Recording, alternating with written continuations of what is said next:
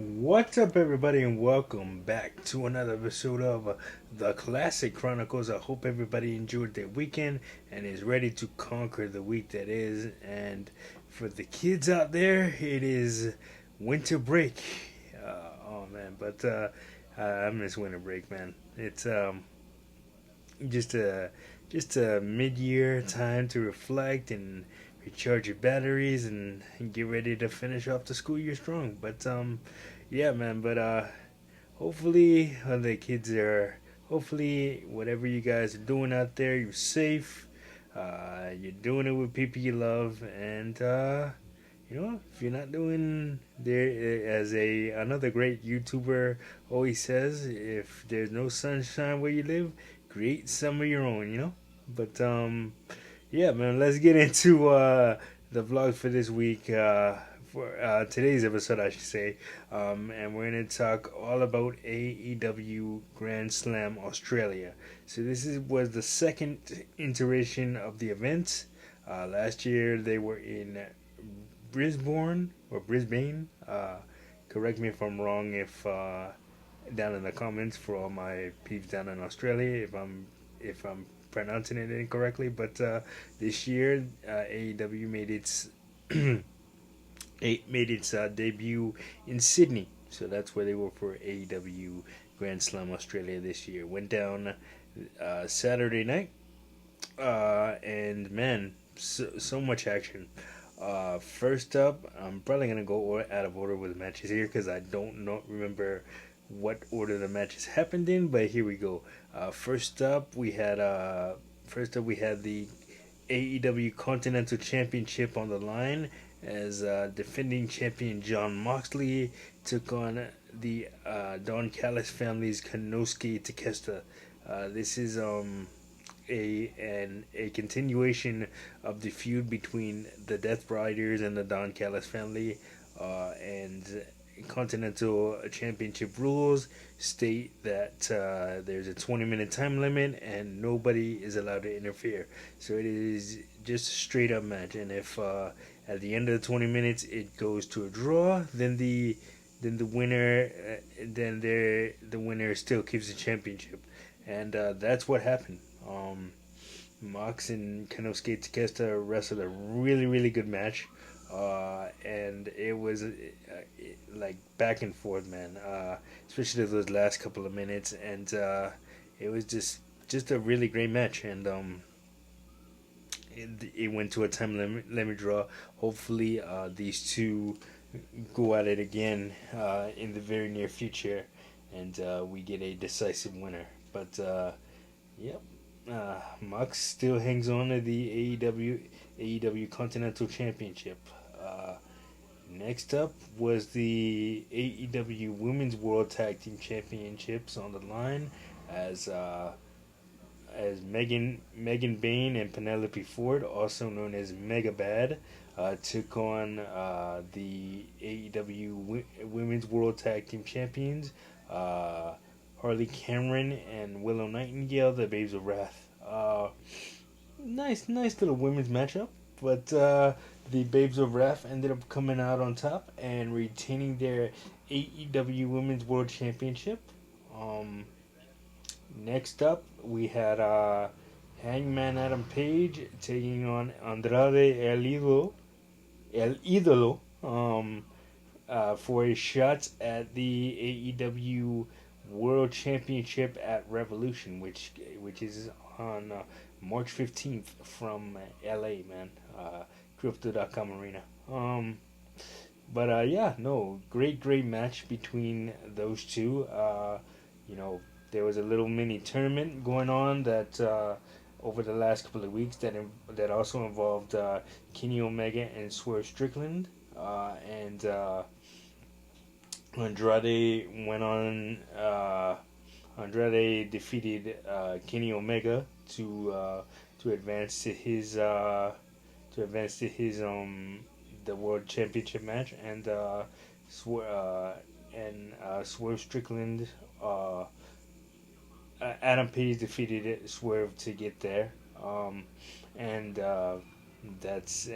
hence why this matchup is going on. But man, Adam Page Hangman Page ended up coming out on top against Andrade, and now he meets the World Heavyweight Champion at Revolution, and we'll get to that in just a few minutes after I go over the other matches on the card. Next up, we had a mixed tag team match where the loser of the fall would get their head shaved. It was Orange Cassidy and Timeless Tony Storm taking on the Death Riders, Marina Shafir and Wheeler Yuta. Nice little mixed tag team match, and Wheeler Yuta ended up getting losing the fall, so his head got shaved, and yeah, man, it's gonna be really weird seeing Wheeler Yuta without his trademark long hair. But hey, lose the match, and that's what happened. So yeah, Wheeler Yuta got his head shaved. Although at the end of the match he tried to walk out, he tried to back out of it, but John Moxley, the leader of the Death Brothers, uh, told him to go back because he had to honor his word, and forcefully, even though he didn't, Wheeler Yuta didn't want to, he did. So, um, next up we had the TNT Championship on the line in a ladder match as Mark Briscoe took on Kyle Fletcher, and quite the story here because this is the seventh meeting in AEW between the two. The series going into the ladder match was tied 3-3, and they also competed in a ladder match before for the TNT Championship. Uh, so again, another classic between Mark Briscoe and Kyle Fletcher.